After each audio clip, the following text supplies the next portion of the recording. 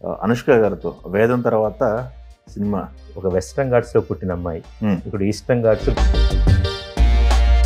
అప్పుడు అనుష్క గారికి ఇప్పుడు అనుష్క గారికి డిఫరెన్స్ చెప్పమంటే ఏం చెప్తారు? అసలు ఆ పేరు ఎలా పెట్టారు స్వీటీ శెట్టి అని. అంటే అనుష్క గారికి స్టోరీ చెప్పినప్పుడు స్టోరీలో ఇన్ని ఫైట్లు ఉంటాయి, ఇన్ని సీక్వెన్స్లు ఉంటాయి, చేతులు ఉంటాయి అంటే తన ఈ మాట డైలాగ్ అందండి నాకు. క్రిష్ నేనా ఇదంతా అది అంటే ఆమె తెలుసు నేనే ఇదంతా అని. నేనా ఇదంతా అంటే నువ్వు కాబట్టి ఇంకెవరన్నాను. బాలకృష్ణ గారితో హ్యాట్రిక్ ప్లాన్ చేస్తున్నారని. బాలయ్య గారు ఒక కంప్లీట్ దర్శకుడి డైరెక్టర్స్ యాక్టర్. కలవనంత వరకు బాలయ్య బాబు గారా అంటారు, కలిసిన తర్వాత బాలయ్య బాబు అంటారు. పవన్ కళ్యాణ్ గారితో వర్కింగ్ ఎలా అనిపించింది? ఆయన అంటే నాకు మనిషిగా చాలా ఇష్టం. ఆర్టిస్ట్గా కాదు, గౌరవం ఆయనతోటి చేయటం. కానీ కొన్ని షెడ్యూలింగ్ కారణాల వల్ల చివరి దాకా వెళ్ళలేకపోయాము. అందుకని కొంచెం నా ప్రయాణం కొంచెం మధ్యలోనే ముగిసింది. వాటి తర్వాత మీ ప్లానింగ్ ఎలా ఉంటుంది? So we have to excite the audience to come for the first 3 days. అనేకమైన రంగాల్లో చూస్తున్నాము, తప్పదండి, అది మనం అడాప్ట్ అవ్వాలి. తెలుగు ప్రేక్షకులు నమస్తే. ఈరోజు మనం క్రిష్ గారితో ఉన్నాం. ఘాటి రిలీజ్ అవుతుంది మరికొన్ని గంటల్లో. క్రిష్ గారితో మాట్లాడదాం. సార్ నమస్తే. సార్ నమస్కారం అండి. ఎలా ఉన్నారు? సూపర్. ఘాటికి అయితే హ్యూజ్ రెస్పాన్స్ వస్తుంది, కంటెంట్ ఎక్సలెంట్. ముందుగా కంగ్రాట్స్. Thank you sir. మరికొన్ని గంటల్లో మనం అవుట్పుట్ కూడా చూస్తున్నాం జనాల నుంచి. ఎస్. ఏంటి sir last minute hurry burry tensions ఇట్లాంటివి ఏమైనా ఉన్నాయా? లేకపోతే సినిమా కాపీ అంతా వెళ్ళింది, ప్రమోషన్స్ ఉంటాయి కదండి బేసికల్ గా. విల్ గివ్ సంథింగ్ ఎల్స్, పోస్టర్లు, ప్రమోషన్లు, టీజర్లు, ఆడవాడు జరుగుతుంది. ఓకే. మీకు ఎలా అండి సార్? ఇప్పుడు సినిమా బయటికి వెళ్ళిపోతుంది, మొత్తం పూర్తిగా సంతృప్తిగా ఉన్నారా? ఆకలి అద్భుతంగా అండి. బేసికల్ గా చాలా అద్భుతమైన పెళ్లి జరిగింది. అథారిటీ పంపిస్తున్నాము, ఆడియన్స్ ఇంటికి పంపిస్తున్నాము. ఆ విధంగానే ఉందండి యాక్చువల్ గా. But I'm very excited. ఈ సినిమాని ఏమైతే అనుకుని స్టార్ట్ చేసి ఎలాగైతే తీసుకుందాం అనుకున్నామో బేసికల్ గా అప్పటికి అలా మేము తీసాము, అలా ఆడియన్స్ కూడా రీచ్ అవబోతుందని చాలా ఆనందంగా ఉంది. ఎస్. మీరు విజువల్స్ అయితే చాలా గ్రాండెడ్గా ఉన్నాయి. కంటెంట్ కూడా ట్రైలర్లో ఎంతవరకు చెప్పాలో అంతవరకు చెప్పారు. బట్ దీంట్లో ఏమన్నా ఏం చెప్పబోతున్నారు, కథ మూల కథ ఏంటి అనేది ఏమన్నా ఆడిని ప్రిపేర్ చేసే ప్రయత్నం చేశారా? చేసామండి యాక్చువల్గా. అండ్ నేను పోస్టర్లను ప్రిపేర్ చేశానండి. The story of A victim who turns into A criminal and now a legend అనేది.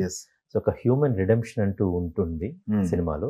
అట్ ద సేమ్ టైం మీరు చూసింది ఆంధ్ర ఒడిస్సా బోర్డర్ లో అంత ఘాటీలు అంటే ఎవరు, తూర్పు కనుమల్లో ఆ ఘాట్లలో ఉన్న ఘాటీల గురించి, ఆ వ్యాపారం ఏం వ్యాపారం జరుగుతుంది. ఒక్కొక్క ఘాటీ 100 kgs సరుకులు మోస్తున్నాడంటే ఒక శీలావతి రకం గంజా మోయటం గురించి, దానికున్న వాళ్ళ పోరాటాల గురించి, వాటన్నిటి గురించి కూడా ట్రైల్లో చూడటం జరిగింది, పోస్టర్లో చూడటం జరిగింది.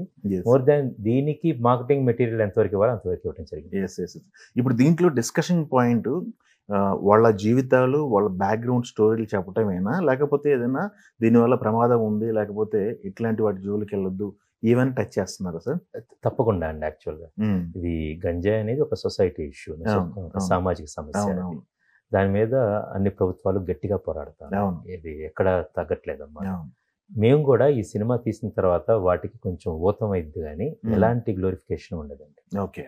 గ్లోరిఫికేషన్ లేకుండా ప్లెయిన్ గా వాళ్ళ జీవితాల పర్పస్ ఆఫ్ వాళ్ళు అంటే గంజా సేవించడానికి అలవాటు పడిన వాళ్ళు కొంతమంది, గంజా పొగదాగటానికి అలవాటు పడిన వాళ్ళు కొంతమంది ఉంటారు, గంజాయిని మూత మోయిస్తే అలవాటు అయిన వాళ్ళు కొంతమంది ఉంటారు. సో వీళ్ళ మీద కథ ఉంటుందండి యాక్చువల్లీ. ఏంటి ఇది? నేను విన్నది రియల్ స్టోరీ అని విన్నాను. రియల్ స్టోరీ అనేది ఫిక్షువస్ అండి యాక్చువల్. అంటే నిజమైన వాట్ యు కాల్ ఆ సన్నివేశాలు అవన్నీ కూడా మనం చూసిన మనం విన్నవి కానీ ఇలా ఉన్నాయని కానీ ఉంటాయండి. బట్ పాత్రలు కావచ్చు, మిగతా కథనం అదంతా కూడా కల్పితం. సూపర్ అండి. అనుష్క గారితో 'వేదం' తర్వాత సినిమా. అవునండి. చాలా లాంగ్ గ్యాప్ తర్వాత అనుష్క గారితో 15 ఏళ్ళు తర్వాత. ఏంటి ఇప్పుడు అనుష్క గారికి, అప్పుడు అనుష్క గారికి ఇప్పుడు అనుష్క గారికి డిఫరెన్స్ చెప్పమంటే ఏం చెప్తారు? ఆమె మెంటాలిటీ కానీ, ఆమె మనిషి కానీ, ఇమేజ్ అయితే హ్యూజ్ పెరిగిపోయింది. అంతే, తను యాజ్ ఎ పర్సన్ ఆమెకి అప్పుడు ఎలాగ స్వీటీగా ఉందో ఇప్పుడు కూడా స్వీటీగానే ఉందండి. అసలు ఆ పేరు ఎలా పెట్టారు స్వీటీ శెట్టి అని. కాకపోతే యాదృచ్ఛికం ఏంటో కానీ ఒక వెస్ట్రన్ ఘాట్స్లో పుట్టిన అమ్మాయి ఇప్పుడు ఈస్టర్న్ ఘాట్స్ ఘాటీ క్వీన్ గా యాక్టింగ్ చేస్తుంది అన్నమాట యాక్చువల్గా. బట్ తన జర్నీ చాలా అద్భుతంగా ఉందండి యాక్చువల్గా. మన అరుంధతి సరోజ దాటి దేవసేన కావచ్చు, భాగ్మతి కావచ్చు, చాలా పెద్ద స్టార్డమ్ ఉందండి. పర్ఫార్మర్ గా చాలా ఎదిగింది. అప్పుడు ఒక చాలా మంచి పర్ఫార్మర్, ఇప్పుడు చాలా గ్రేట్ పర్ఫార్మర్ గా అయిందండి. తన ఫ్యాన్ బేస్ అపారం అండి. ఆమె కోసం ఎదురు చూసేవాళ్ళు, స్వీటీ స్వీటీ అని కలర్ ఇస్తున్నారు అన్నమాట. సో అది ఆ డిఫరెన్స్ మాత్రం అయితే కనుక నేను వృత్తిపరంగా చూశాను, వ్యక్తిపరంగా అదే. ఓకే, ఎలా మీ ఇద్దరి మధ్య బాండింగ్ ఎలా ఉంది? ఎందుకంటే గ్రేట్ ఫ్రెండ్, న్యూ కామర్ ఆ టైంలో వర్క్ చేసినప్పుడు న్యూ కామర్. ఇప్పుడు చూస్తే అప్పటి నుంచి జర్నీ కంటిన్యూ ఉందా? అప్పుడు నేను న్యూ కమరే అండి, ఇంకా తనే నాకన్నా సీనియర్. అరుంధతి కావచ్చు, వేదం. సో అప్పుడు తను ఒక వ్యక్తిగా కూడా చాలా ఎదిగిందండి. ఈ క్యారెక్టర్ కావాల్సిన ఒక ఇన్నర్ జర్నీ, ఆ క్యారెక్టర్ కూడా చాలా ఇన్నర్ స్ట్రెంత్ ఉన్న క్యారెక్టర్ శీలావతి. స్వీటీలో కూడా నేను ఎప్పుడు అది గమనించానండి. చాలా గట్టి అమ్మాయి అన్నమాట లోపల, and at the same time ఒక వనరబుల్ గా ఉన్న అమ్మాయి. అండ్ అది అంత ఉంటే చాలా బాగుంటది అన్నమాట. అందరితో కలుపుగలుగా ఉండేది తను. కానీ ఒక వ్యక్తిగా తన చాలా ఎదిగిందండి. సో ఆ ప్రయాణం ప్రతి ఒక్కరు విత్ వయసుతో పాటు మనం పెరుగుతూ ఉంటాము, మన మెదడు కూడా పెరుగుతూ ఉంటుంది.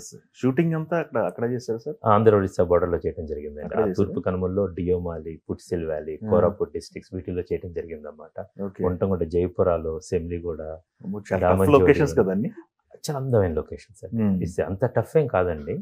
సో మాకు రాజీవ్ గారు లాంటి వాళ్ళు, సాయిబాబు జాలముడి వంటి వాళ్ళు ప్రొడ్యూసర్స్ ఉన్నట్టు, ఎగ్జిక్యూట్ అండ్ యూవీలో ఉన్న వంశీ విక్రమ్ ప్రమోద్ గారు ఉన్నారు. సో దే అరేంజ్డ్ ఎవ్రీథింగ్ అండి, చాలా నీట్ గా సెట్ చేశారు. We went there. బట్ కష్టాలంటే ఎలా ఉంటాయంటే ఎక్కడ సిగ్నల్ దొరకదండి. సో మేము వెళ్ళిన వాళ్ళందరూ ఒక ఫ్యామిలీ లాగా ఉండాలి. ఒక లంచ్ టైం అయ్యేసరికి అందరూ కారు కొండ చివరికి ఎక్కడో ట్రెక్ అయిపోతే చూస్తూ ఉంటే అందరు హ్యూమన్ యాంటీనాస్ లాగా పెట్టుకుని సెల్ టవర్స్ కోసం ఎత్తుక్కుంటారు. అది ఆనందం. ఫ్యామిలీతో మాట్లాడుకోవటాలు, పిల్లల్ని పలకరించుకోవటాలు, మళ్ళీ వచ్చేవాళ్ళం. అలాంటి చిన్న చిన్న కష్టాలు. షూటింగ్ పరంగా అంటే మేము చూసిన మౌంటైన్స్ ని అంత అందంగా కెమెరాలో బంధించి తీసుకురావటం, వాటికంటూ ఒక సోల్ సౌండ్ ఉంటుంది ఆ తూర్పు కనుమలకి, దానికి కావాల్సిన సంగీతాన్ని సౌండ్ ఇవ్వటం అన్నమాట.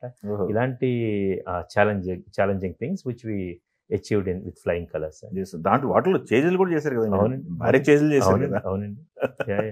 బట్ అది అవసరం అండి. అంటే ఇదంతా కూడా యాక్షన్ ఓరియంటెడ్ ఫిల్మ్. అవునది. సినిమా చూస్తే ఒక పెద్ద యాక్షన్ సినిమా, ఒక హీరోయిన్ అనుష్క గారు చేస్తున్న సినిమా ఉంటుంది. That's what we primarily aimed at అన్నమాట. కొత్త వరల్డ్, కొత్త జీవన విధానం, ఇదంతటితో పాటు ఒక మంచి హ్యూమన్ ఎమోషన్స్, వీటన్నిటిని కలగలిపిన సినిమా ఘాటి అండి. ఫస్ట్ రైటింగ్ స్టేజ్ లోనో లేకపోతే కథ అనుకున్న తర్వాత అనుష్క గారితో వెళ్దాం అనుకున్నారా? ఆప్షన్స్ ఏమైనా చూసుకున్నారా? అనుష్క గారితో సినిమా చేద్దాం అనుకున్నాం. అలాంటి సమయంలో ఈ కథ దొరికింది. సో ఈ రెండు is a thing. Anushka Shetty గారి కోసం కథ వెతుకుతున్న టైంలో ఇది దొరికిందండి యాక్చువల్గా. So we did that. విక్రమ్ని తెలుగులో అనుష్క గారికి పేరుగా పెట్టాలని అనుష్క గారి వెరీ ఇన్స్టెంట్ థాట్ అండి. ఇది రాస్తున్నప్పుడు ఆ దేశరాజు క్యారెక్టర్ విక్రమ్ గారు ప్లే చేస్తున్నారు అన్నమాట. ఆ క్యారెక్టర్ కి నేను చాలాసార్లు చెప్పాను, ఇది ఒక పెయిన్ ఉంటుందండి, ఒక ప్రైడ్ ఉంటుంది, ఒక పవర్ ఉంటుంది వాళ్ళ స్మాల్ ప్యాక్ అండి. ఆయన ఇలాంటి క్యారెక్టర్ ఆయన ఇంతకుముందు కొన్ని ప్లే చేశారండి. ఆయన సినిమాలు నేను చూశాను, కుంకి కావచ్చు, తానాకారని, ఇరుగుపట్టు అన్నమాట. సర్టిల్ గా ఉంటారు, కళ్ళు చాలా స్వచ్ఛంగా ఉంటాయి. అన్నిటికి మించి ఆయనలో ఒక ఎర్తీ మాస్కులానిటీ ఉంటుంది. అది వెరీ ఎర్తీ ఉంటుంది. ఆయన హీ కెన్ పుల్ దట్ అన్నమాట. కుంకీలో చూసాము ఇలాంటిది. సో దెన్ ఈ కథ రాస్తున్నప్పుడు ఆయన అయితే భలే ఉంటుంది కదా అని ఇమీడియట్గా అనిపించింది. అండ్ అనుష్క గారి ఒడ్డు పొడుక్కి చాలా బాగుంటాడు అన్నమాట ఆయన. వాళ్ళిద్దరు పేరు చాలా క్యూట్గా ఉంటుంది. సో దెన్ ఇన్స్టెంట్గా ఇది వచ్చింది. ఇది ఒక అందమైన లవ్ స్టోరీ కూడా ఉంటుందండి. వీళ్ళిద్దరు ఉంటే బాగుంటుందని అనుకున్నాను. ఆయన అప్రోచ్ అయ్యాను. ఓకే. బట్ అనుష్క గారికి స్టోరీ చెప్పినప్పుడు స్టోరీలో ఇన్ని ఫైట్లు ఉంటాయి, ఇన్ని సీక్వెన్స్లు ఉంటాయి, చేతులు ఉంటాయి అంటే అబ్బా ఇప్పుడు వరకు చాలా చేసాం కదా, మళ్ళీ కృష్ణ గారు కష్టపడతారు మమ్మల్ని. కథ చెప్పంగానే ఆ కళలో మెరుపుందండి. ఎందుకంటే ఈ కొత్త వరల్డ్, ఒక ఘాటి, ఓకే, ఇలా 100 కేజీలు మోసుకుంటూ తిరగాలం. సో ఇవన్నీ కూడా ఒక ఎక్సైటింగ్ అనిపించినాయండి. అన్నిటికన్నా ఆ పాత్ర చాలా బలంగా ఉందండి. Okay. So it's a challenging role. తనే అందమడి చాలా పెద్ద సవాలు. అవునా? అంది తన ఈ మాట డైలాగ్ అందండి నాకు, క్రిష్ నేనా ఇదంతా అది అంటే ఆమె తెలుసు నేనే ఇదంతా అని. నేనా ఇదంతా అంటే నువ్వు కాబట్టి ఇంకెవరు అన్నానండి. That's how that conversation happened. 2008 నుంచి జర్నీ ఎలా ఉంది సార్? ఎలా అనిపిస్తుంది ఈ జర్నీ మీకు? 2008 రిలీజ్ కావచ్చు, 2006 నుంచి దాదాపు 18 ఏళ్ల ప్రయాణం అండి. అవును. సో చాలా సంతృప్తిగా ఉంది. నాకంటూ నా పందాలో ఒక విభిన్నమైన ప్రపంచాలని, విభిన్నమైన కథల్ని, విభిన్న పాత్రల్ని, విభిన్నమైనటువంటి భావోద్వేగాల్ని ఆడియన్స్కి పరిచయం చేసుకుంటూ ముందుకెళ్తున్నాను. And I'm very satisfied with that thing. And craft ఇంకా బాగా నేర్చుకుంటున్నాను. బేసికల్గా ఇంకా నిరంతర ప్రక్రియ కదండి. దెన్ ఆర్టిస్ట్గా ఎదుగుతున్న ఒక ఫీలింగ్ అది. So I'm very satisfied with that. Okay, super అండి. ఎందుకంటే ఒక జర్నీలో వెళ్తుంటే ఇప్పుడు ప్రజెంట్ పరిగెడుతున్న జర్నీలో చాలామంది కమర్షియల్ పందాను లేకపోతే ఎక్కువ పేరు తెచ్చుకోవాలి లేకపోతే ఎక్కువ డబ్బులు చేసుకోవాలని వెళ్తుంటారు. మినిమం సపరేట్గా మీకంటూ ఒక క్లాసిక్స్ని పక్కన పెట్టుకుంటున్నారేమో అనిపిస్తుంది. గమ్యం దగ్గర కానీ కంచి కానీ గొప్ప ఎవరు చెప్పని కథ కోసం అన్వేషణ ఉంటుంది. పాత్రలు చాలా కంప్లీట్ క్యారెక్టర్స్ చెప్పాలి.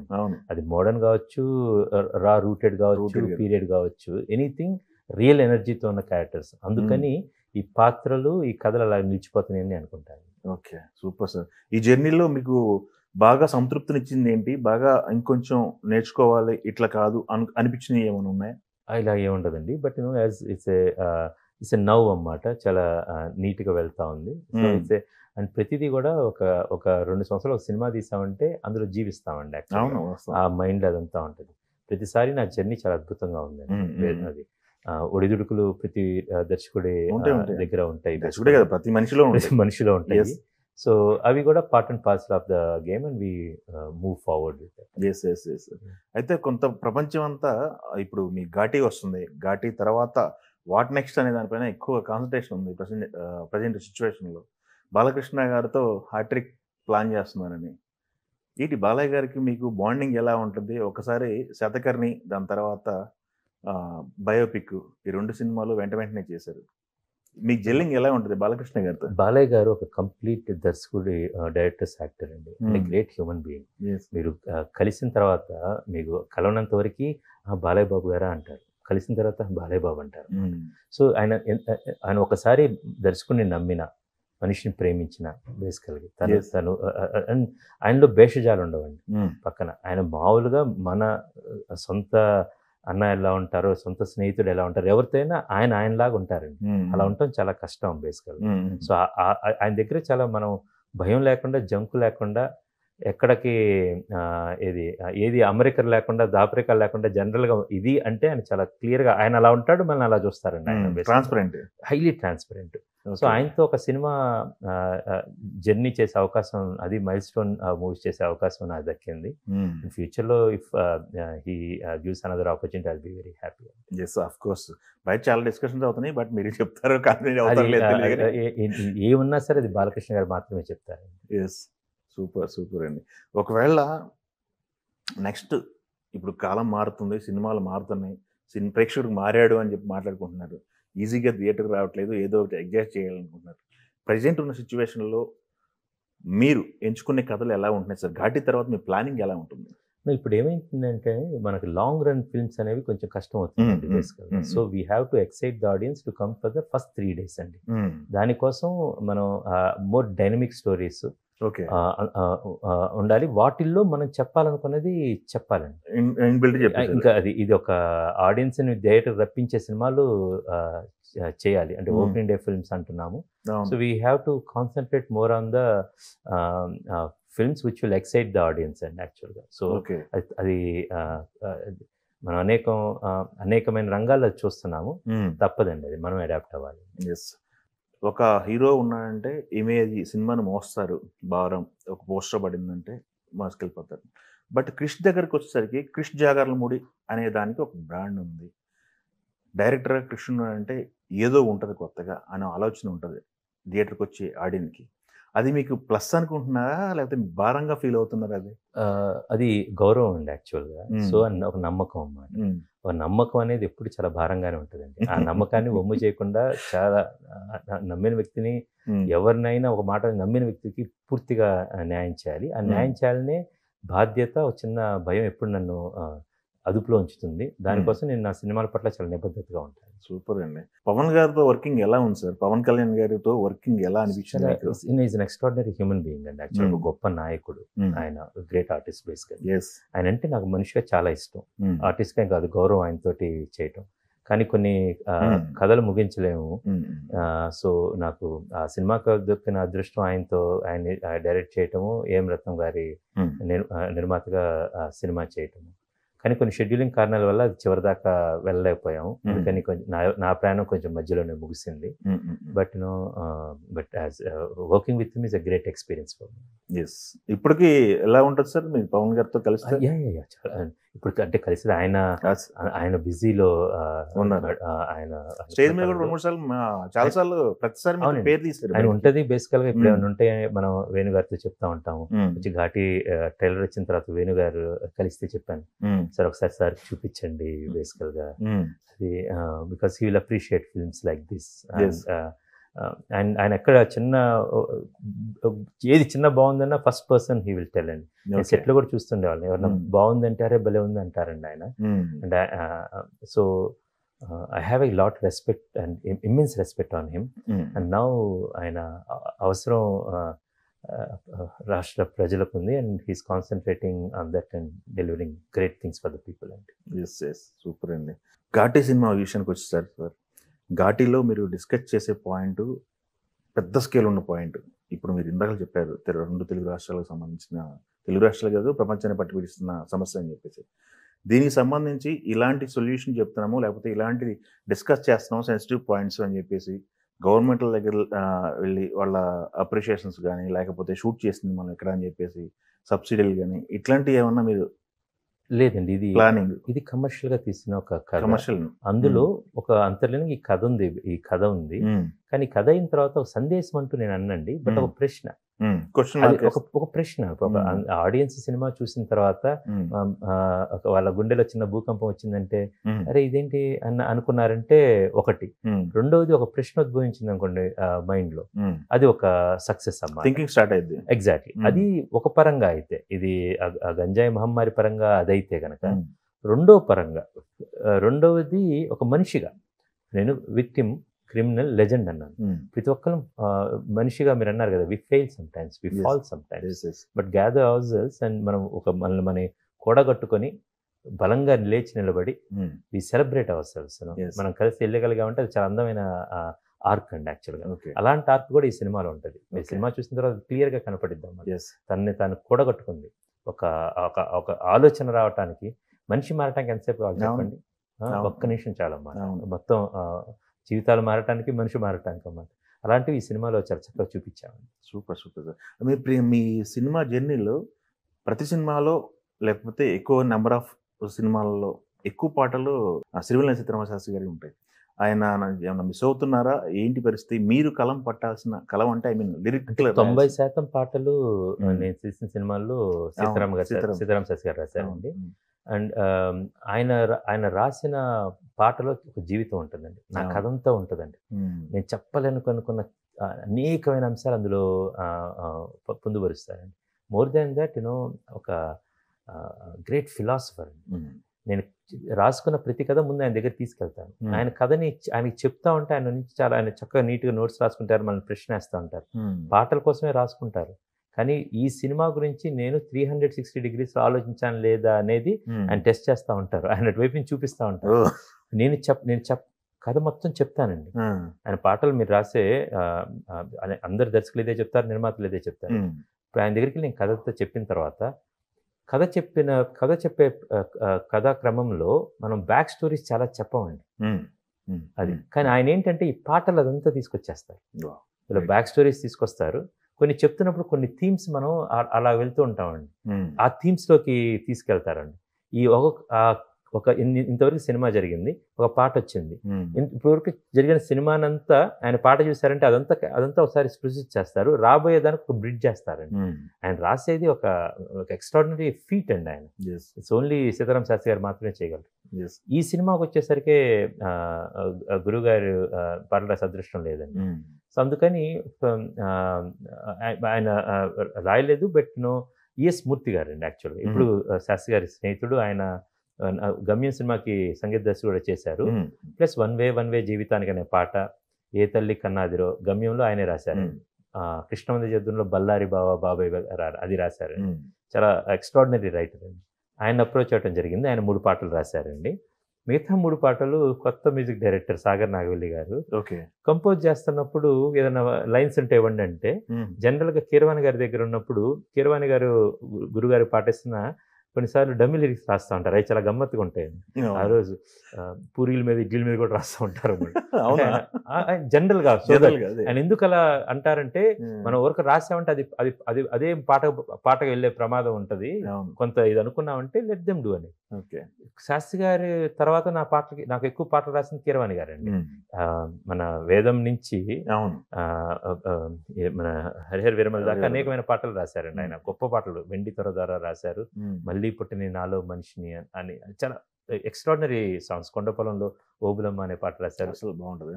ఇవన్నీ కూడా కీరవాణి గారు రాశారండి.